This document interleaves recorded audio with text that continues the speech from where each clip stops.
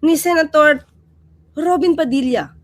Alam mo mga clear, pag ikaw ay public servant, dapat ang puso mo para sa tao na. Hindi na yan pansarili mo eh. Hindi na yan para sa ibang tao. Ang bulong ng tao, ang pakikinggan mo, hindi bulong ng isang tao lang, pampersonal. Diba? Ilang years na ba? 2022, tumakbo si Senator Robin Padilla. 2025 na ngayon eh. Pero parang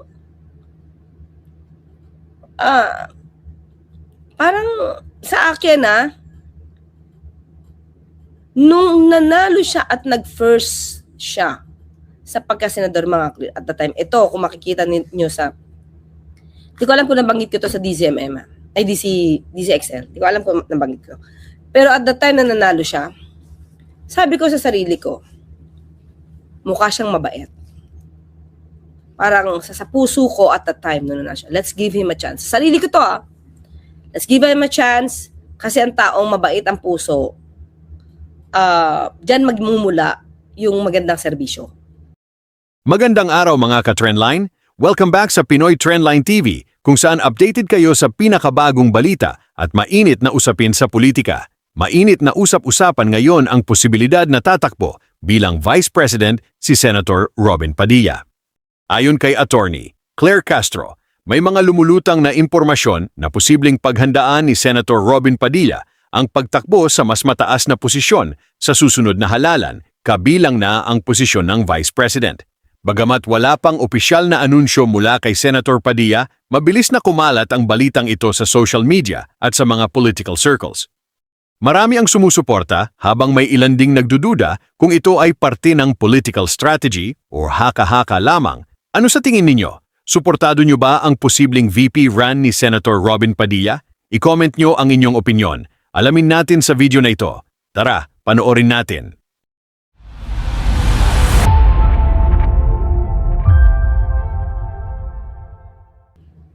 Hello everyone, welcome back to my YouTube channel, Batas with Attorney Claire Castro. Today is Feb 2026. Feb 2026. Yan. Kaya ito nabanggit yung date kanina, no? Ito second na natin tong live stream today.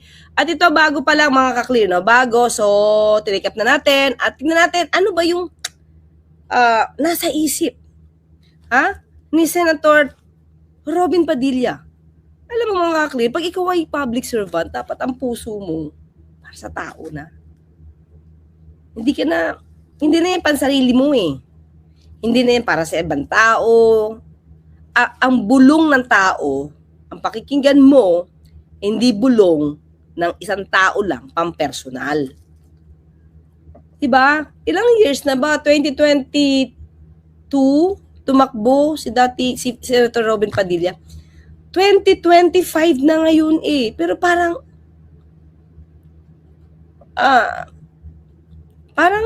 sa akin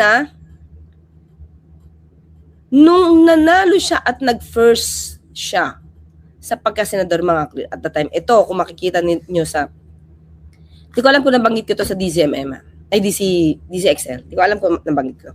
Pero at the time na nanalo siya, sabi ko sa sarili ko, mukha siyang mabait. Parang sa puso ko at the time na nanalo siya, let's give him a chance. Sa sarili ko to let's give him a chance kasi ang taong mabait ang puso, dyan magmumula yung magandang serbisyo. Pag mabait ka talaga, di mo iisipin yung kapakanan ng iba, yung kapakanan ng taong bayan, yung isipin mo, lalo kung public servant ka. Yun yung nasa isip ko. Diba? Sabi ko, at the time, nakita ko kung paano mangampanya si Miss Mariel Rodriguez. Sabi ko, mukhang mananalo siya kasi nakatulong si Mariel. Sa akin at the time, na maganda kasi magsalita si Mariel na how to give a chance to her husband, na ang asawa niya ay ganito, ganyan-ganyan. Kumaga, sa akin, in good faith si Mariel, although seller siya. Kumaga, magaling ang sales talk. Pero at the time, convincing si Mariel. Yun yung nakita ko, on my part. Kasi, wala akong masyado nadinig na pangangampanya nitong si Robin Padilla. Hindi ako nakikinig sa kanila. Ang nadinig ko lang sa kanya, It's late in the evening. Yun lang. Favorite ko pa naman yung kantang yun. Diba? Favorite ko siya. Diba? Favorite ko si Wonderful Tonight. So sabi ko nung nanalo siya, sige, parang sa sarili ko, let's give him a chance, or I will give him the chance, pero sana pagbutihan niya na. Prove them wrong kung paano kanila tignan noon. Wala kang alam, di mo kaya, wala ka pinagdaanan, di ka politiko, ganon. So, sa akin, for me lang mga kaklira, yun, since 2022 to 2025, sana lang, minaster mo na how to become a public servant. Minaster mo na. Kasi kung public servant ka ngayon, siguro, sa akin sabihin natin, nadudong ka sa 20% o public servant ka. Pero di ko sa akin maramdaman. Yung pagiging public servant mo na makabayan, maka-Pilipino. Kasi parang madidinig mo sa bibig niya lagi, Duterte. Diba? Akala ko ba hindi na siya tatakbo? Hindi na siya tatakbo pagka senador. Meron palang balak. Ito mga Chris, pakinggan natin Pakinggan natin. Magpapakipot lang siguro to Ang problema nito, dapat mapatunayan niyang magaling siyang senador. Paano mo papapatunayan yan kung hindi mo pa kaya? Hindi mo pa magawa ang role mo bilang senador, mag-BP ka pa? Ayan, di ba? Ayaw natin siyang husgahan, pero kasi nakikita natin sa trabaho niya Naniniwala po ninyo. Pero siyempre, maraming salamat sa mga kaibigan ko na nagtutulak sa akin. Naku, may nagtutulak pala sa kanya, mga clear. Saan ba siya tinutulak? But human, may happy trips.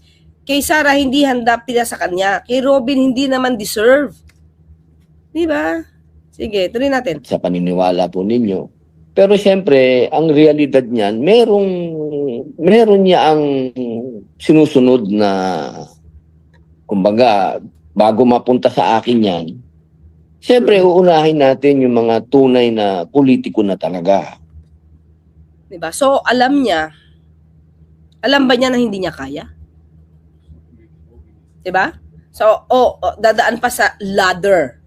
Ganun na dating niya. Pero, hindi niya inaaming wala siyang kakayanan. So, ito yan kasi dadaan pa yan kung sino ba talaga yung totoong politiko. Ibig sabihin, may pagdadaanan pang screening. Kumbaga, yung hierarchy. Kung sino.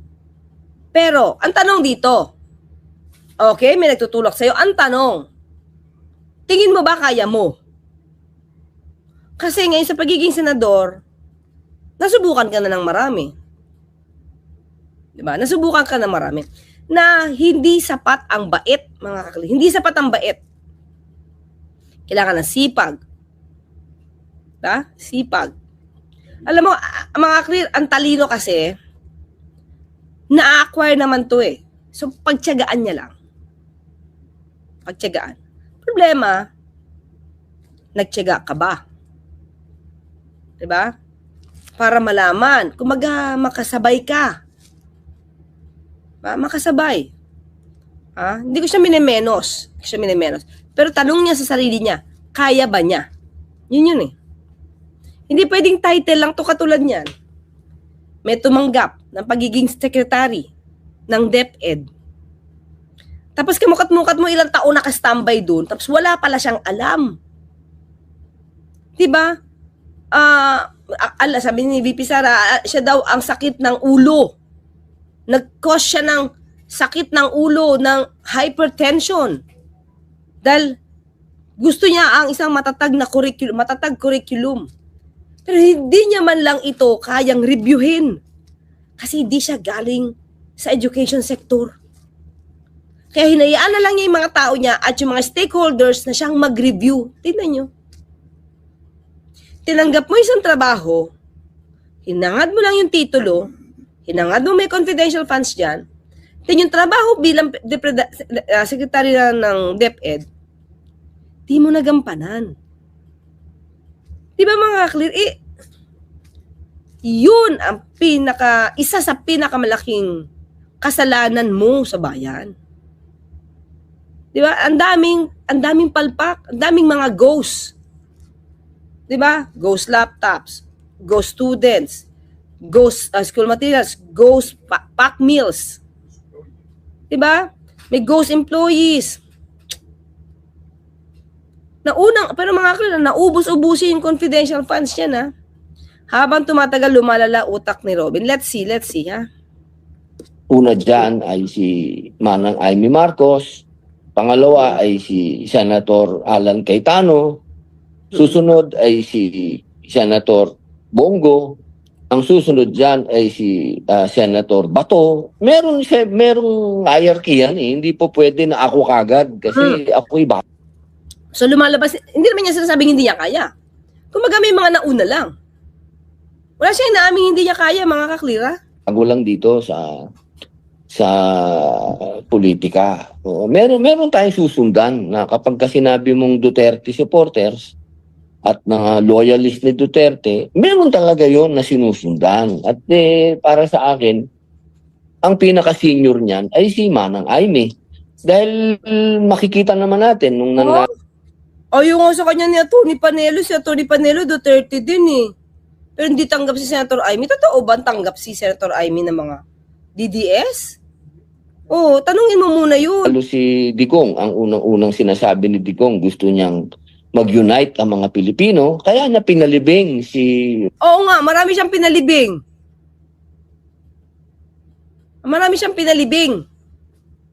Buhay pa. Pinatay para ilibing. Meron sabihin to, si Pangulong Marcos Sr. to. Marcos Sr. Di ba? Clear. Okay. Pinagpasalamat yan ni Pangulong Marcos Jr. And at the same time, may Supreme Court decision yan, talaga nag-aalaw. Bakit? Dating sundalo si dating Pangulong Marcos Sr. eh. Diba? So, kumbaga, na-initiate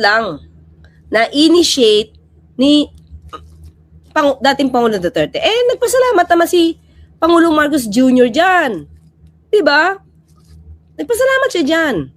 Tinalaw niyang utang na loob yan. Di ba? Para matapos na ang hidwaan ng mga Ilocano at ng ibang Bisaya. Bakit may hidwaan ba ang Ilocano, Bisaya sa Mindanao? Meron ba mga kliyente? Hindi ko alam yung history niya. Hindi ko alam yung history ni ni Senator Robin Padilla dito. Di ba? Yung mga ganyan. Yun ang mga ganyan, hindi niya na matuloy. Sige, tuloy. Ideal ni mga ni Digong. So ako sumusunod lang doon. Sumusunod ako yung nagpapasalamat sa mga nagtutulak, siyempre. Maraming salamat po sa inyo. So, can we get a categorical answer, sir? So, if it comes to that point na dumaan sa lahat ng hierarchy at mauwi po at magkaroon ng clamor sa inyo, are you open to it, sir, for a Duterte-Padilla tandem for 2028? Pag-utos ni Digong. Di mo? Mga clear? Walang sariling disposisyon. Ang tanongin mo muna, sa akin lang mga clear, kasi Vice President ang pag-uusapan dito. Diba? So, ibig sabihin, sunod-sunuran ka. So, pag sinabi ni Digong, tumalon ka, tatalon siya. Pag sinabi ni Digong, sunugin mo sarili mo, sunugin niya sarili niya. Diba? Diba? Paano yun? Lahat na lang utos ni Digong? So, mga klisakin lang, di ba? You have to run to serve. You have to run because you know you have the capacity to serve. You will run because you want to serve. Hindi, tatakbo ka kasi utos ni Digong. Kahit wala kang kakayanan. Diba? Ang mangyayari niyan, baka tayo parang DepEd. Palpak na palpak dahil yung namuno noon, walang alam. Diba, mga ka-clear? Oh, sige, tuloy. Pag utos ni Digong, Pag-utos si Digong, walang pwedeng mag-utos sa akin kahit sino, si Digong lang. diba?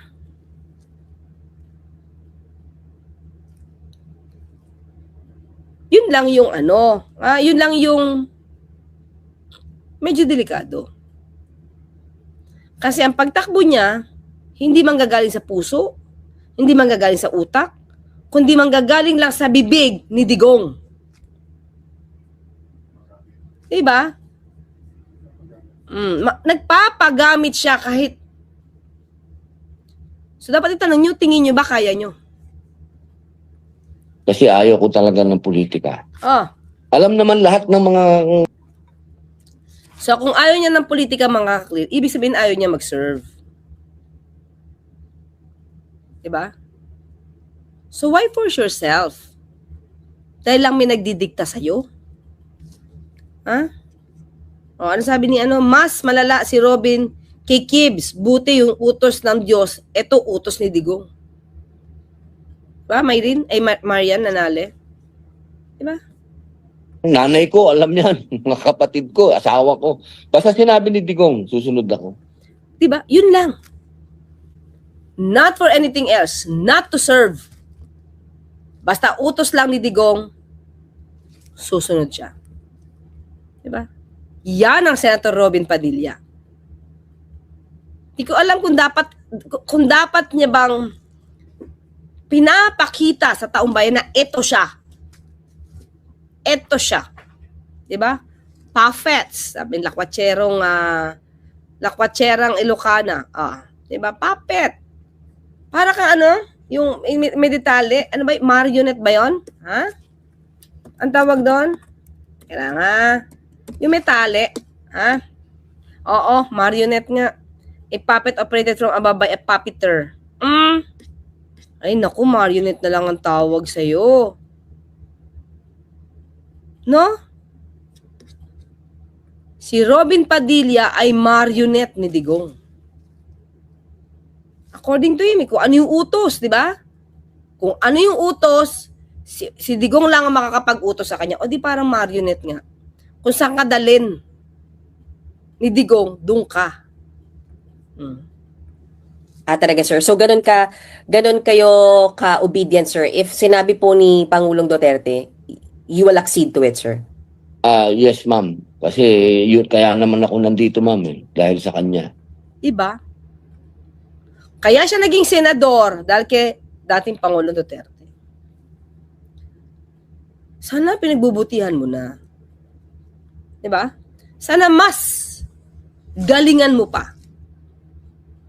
Para hindi naman magsisi yung mga bumoto sa'yo na ikaw ay para sa bayan, hindi para sa Duterte. So, paano to? Kasi paano to magiging, tinan nyo ito, Makri, kung Vice President ito, tapos iuutos na, wag niyong pakasuhan yung mga co-perpetrators ko wag niyong ipadala dito. Wag niyong dalhin sa ICC. Utos ni Digong. Susunod siya. Wala siyang sariling disposisyon. Kung ano lang sabihin sa kanya ni Digong, yun lang ang gagawin niya.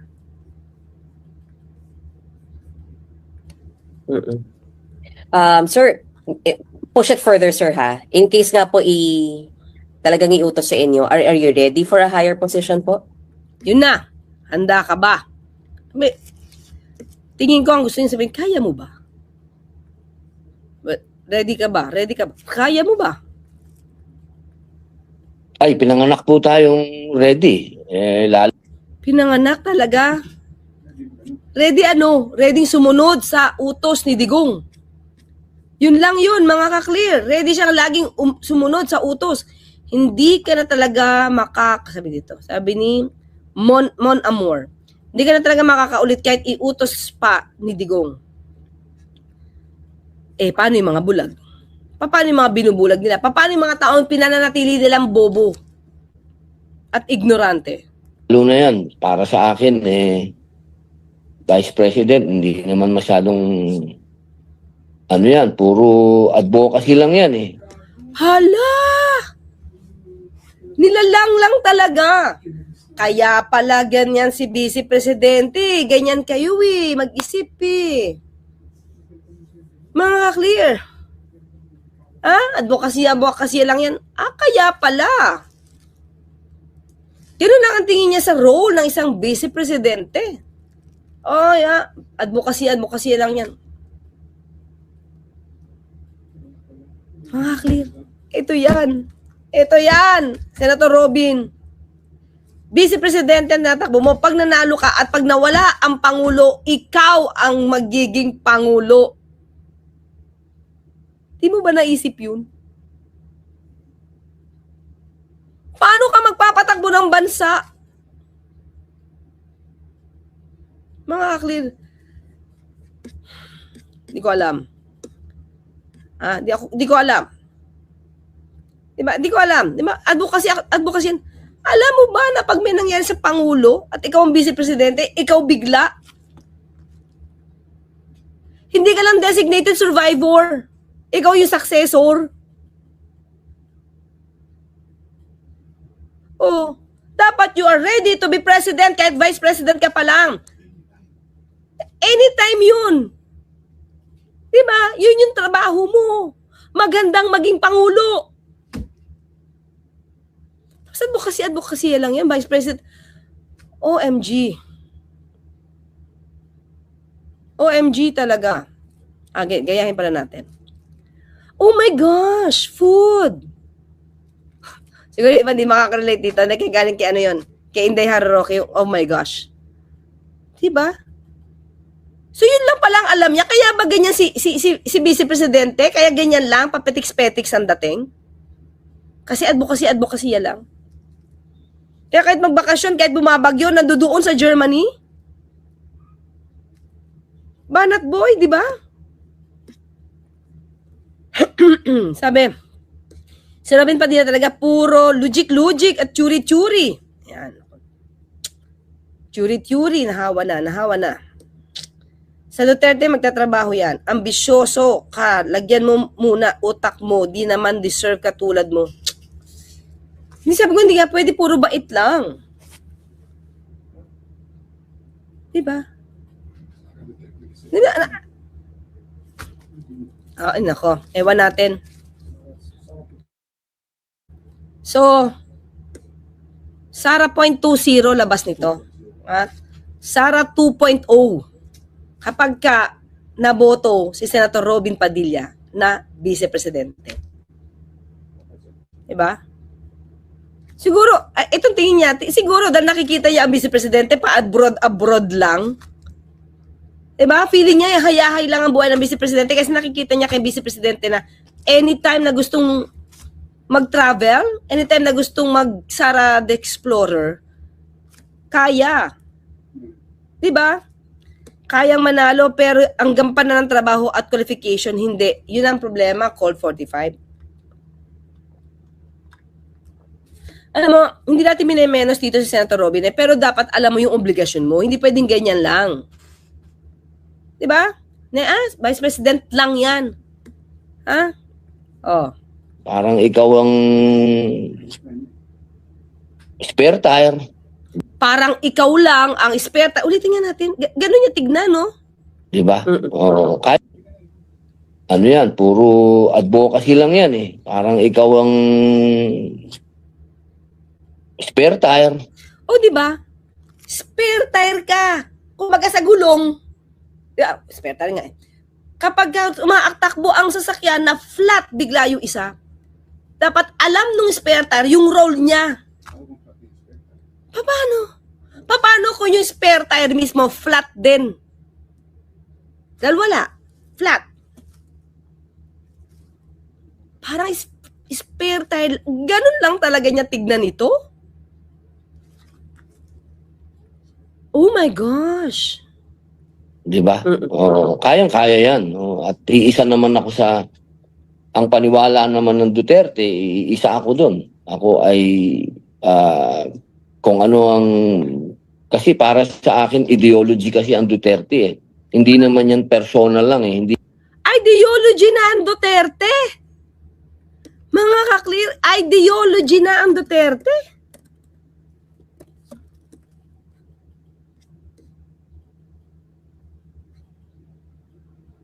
Duterte is what? Doctrine, philosophy, paniniwala, ano? Kulto? Ang Duterte, ideology na, ano? Kulto?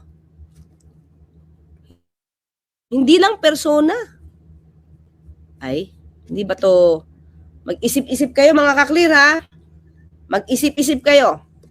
Kasi, sa pagkakasabi niya na ang Vice President ay advokasya lang at para lang spare tire yan, nako, delikado mga ka-clear. Ano na mangyayari sa bansa natin? Ano na kaya mangyayari kung Sara 2.0 ulit ang maboboto bilang Vice Presidente? Padilla, Duterte tandem, Diyos ko Lord, Team Padildo. Ano ba to? Si Paulo Patagnan, ha? Okay mga ka-clear, yun lang muna ha. Medyo, actually, ito mga ka-clear, nakita ko lang to, pero never ko nadinig lahat. Pinaka-title lang yan. So sabay-sabay natin itong pinakinggan ngayon. Kaya medyo nakakaiba ng timpla. No, sabay-sabay natin itong pinakinggan kung paano niyang i-describe ang trabaho ng isang Vice Presidente. Well, tingin ko di natin siya masisisi because siya na nakikita niya kay Vice Presidente Sara Duterte. Kung paano lang ang trabaho ng Vice Presidente. Utos, utos, utos, utos, utos. Tapos, layas, layas, layas. Attorney, hindi po yata naintindihan ng English. Karobs. Ay, klaro na po ang history. Joanne and Joy Micah. Mikey Dominguez. Kaka-stress. Oo nga pa. Pa-weekend pa naman tayo, mga ka-clear. Ano ba yan? Kaka-stress. Okay, nako. Lourdes Pananggit. Good evening, Atty. Claire. Shout out po. Lagi ako nanonood ng live mo, Yusek, pero di mo ko nababasa. Lourdes Pananggit. Yan, Pananggit, tama ba ang pag-pronounce? Ma'am Lourdes, maraming salamat po. Ay, nako. Mark Owen. Auntie Claire, abo ang laman ng utak ni Robin niya, hinay-hinay lang, huwag padala. Friday pa naman, TGIF.